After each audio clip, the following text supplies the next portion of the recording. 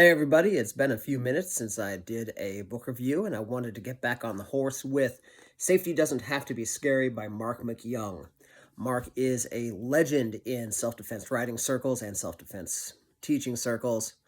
I'm not sure I can call him my friend, but I can call him a colleague. He's very active on Facebook and he's been on the show.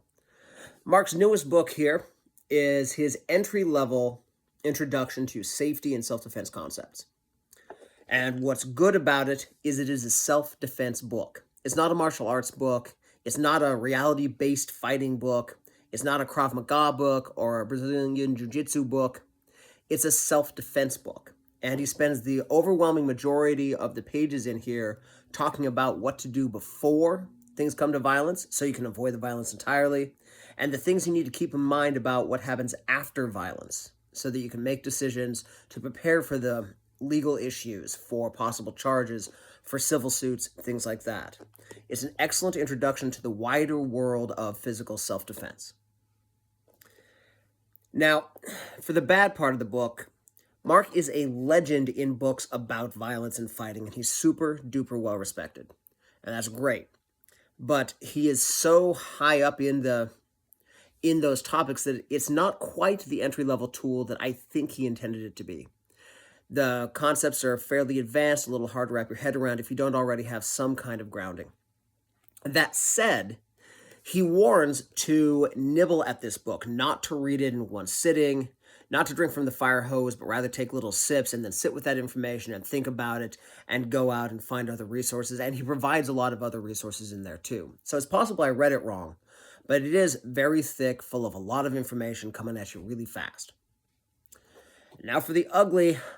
Marc, dude, you need a better editor and a better layout guy. There's a lot of typos, a lot of problems like that. The layout and the spacing are even a little off-putting. That said, for self-published niche topic nonfiction, it's still in the top 10%.